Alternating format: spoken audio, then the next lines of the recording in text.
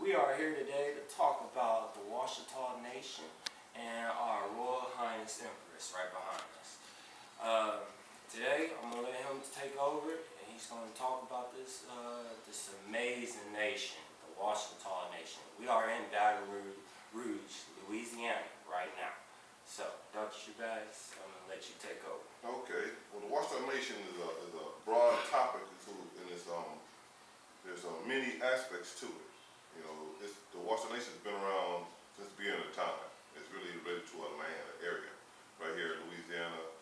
Baton Rouge is probably at the lower end of the Washitaw, but the Washitaw can be actually visited. It's a place. So these people say I'm a Washitaw. Tell people I'm a Washitaw Moor. What does that mean? And first, I was talking about Moor in terms of an indigenous person. Moor spelled with the U, M-U-U-R, Washitaw Moor. And that the Washitaw is a region in what is called Southeast America, Southeast United States today, and it extends all the way up to Canada. So the Washitaw River, if you saw on the map, would be one of the first major rivers that's a tributary off of the Mississippi River.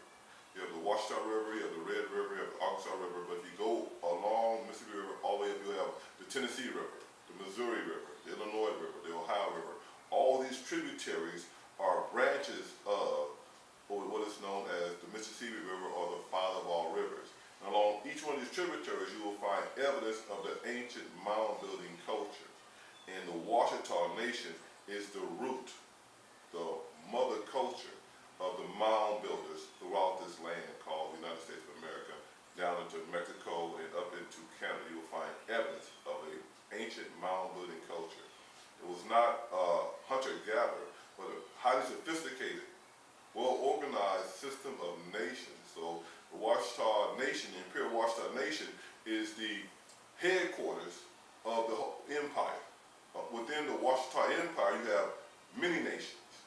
Any nation that is considered to be a Native American nation, or what the government calls American Indians, even though these people are not from India, people are indigenous. And any one of you called indigenous, native to the Americas, comes out of the mound building cultures. There's been a lot of debates around the world about what was the mother culture in the Americas, who was the first civilization in America. And even though the Empress talked about the Washitaw back in the 60s, 70s, 80s, and 90s, in about 2004, 2005, there was a discovery down in Peru, a place called Coral. And the world went wild, said, here's the oldest town in America. We found the mother culture in America. It's down in Peru, and there were different archaeologists coming out of the United States going down there, working with the Peruvian archaeologists, and they came with this big theory that the first city in the Americas was a place called Coral in Norte Chico, Peru, and it was dated to 4,600 years ago, 2600 BC. In spite of the fact, we know right here in the United States you have dozens of sites dating far older than 2600 BC. Right here in Baton Rouge alone, you have several sites dating in excess of 5000 BC. Throughout Louisiana, Arkansas, Oklahoma, all the way up into Minnesota, you will find evidence of mound cities, cultural centers that included large earthen mounds and other earthen animal effigies and other structures being built by civilizations that predate not only the mounds in South America, Peru, they predate the existence of Europe and Africa.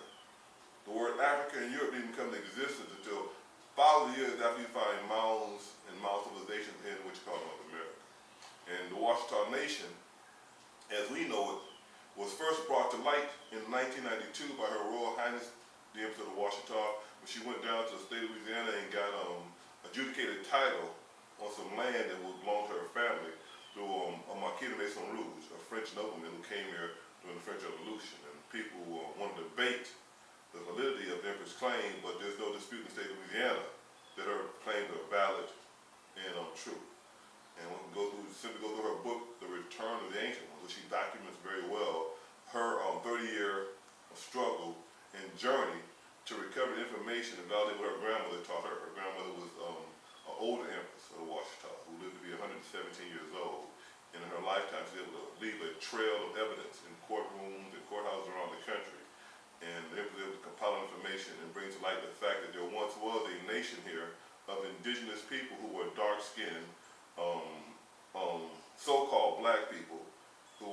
before any theories of Bering Strait crossing, any Asians coming across from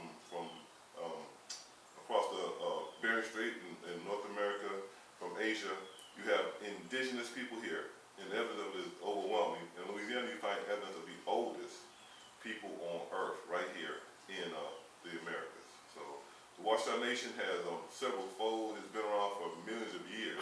But in 1992, the emphasis of Washitaw was to bring the light to the public, to the mainstream. The fact that there was a nation of people here before you had imported any African slaves, before you had any European explorers coming here to invade, looking for gold and treasure, and before this Western theory of the Great Migration from Asia after the Ice Age. Wow, wow. That is really, really good information, very valuable. Definitely, I love this information. I've been down here for a couple of days, and Dr. Shabazz gave me a whole spin on how this all went down, and I love it to the T. And Dr. Shabazz, he talks about the Emperor's book, The Return of the Ancient Ones. And Dr. Shabazz also made his own little book, and it's called We Are the Washitaw. And this is the book right here. Now this book right here is beautiful. Beautiful. You all should go and get this book ASAP. Now I'm going to let Dr. Shabazz talk about his book, and we'll go from there. Okay. Well, this book is actually inspired by the Empress's book, Return of the Ancient Ones. Empress wrote a book called Return of the Ancient Ones that documents her story, and very few people will pick it up and look at it. So I wrote this book, having read her book, and this book is actually a condensed version of a book that's like 700 pages long I made. So every 100 pages, I turned into one chapter. So there's 7 chapters in here to condense that 700 pages of research I had done. And I've done a lot of research and inquiries over the course of getting several degrees. I just amassed a lot of data, a lot of research I had done. And I sat down and with the Empress, I went over what I found around the world, conferred with her. She helped me, she allowed me to compile this book about the Washitaw. My initial goal was to write this book to inspire people to buy her book and read it. Her book is very thick, it's over 400 pages long, and it cost $50 when it first came out. A lot of people found it prohibitive to buy that book at that cost, and didn't understand the value of it. And now here we are, over 20 years later, and that book is priceless. You can't even find any copies. So The Return of the Ancient Ones was actually printed in 1993 for the first time. It had one printing of roughly 1,000 books. So if you have a copy of Return of the Ancient Ones, if you have my copy of Return of the Ancient Ones, please return it to me. If you have a copy of Return of the Ancient Ones, value it, keep it, and understand that it is a rare treasure. There's been a revision of the book that came out. There's a smaller size, and I understand the page numbering is off, and I haven't really reviewed the book myself. I just know it's not the same as the original book, but I'm sure there's some information there of value.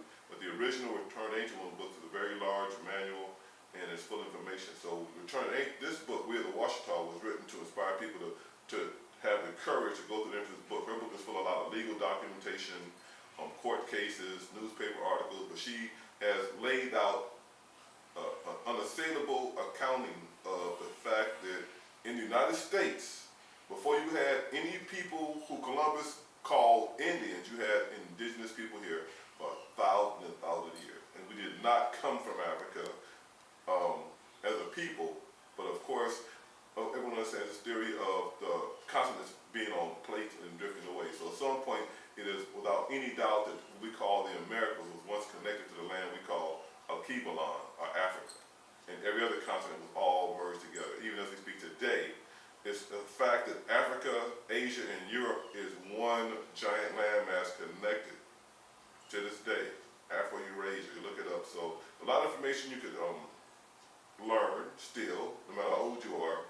And I'm here to make sure that I share with you the things I've experienced firsthand that I can validate and I've researched. So this is the beginning of the first book. Now there's another book coming out real soon called The Ancient Ones Revisited. I'm going to get the Empress's book, go through it, and I'm going to share with people something I call the Gray Book, a book I put together with the Empress that I use as part of my diplomatic at that shape, when I was traveling, when I was confronted by people from other nations who wanted to understand the Washitaw, I could quickly whip out documentation that could be unquestionably validate the empress' claim to her land, and her title, and her authority.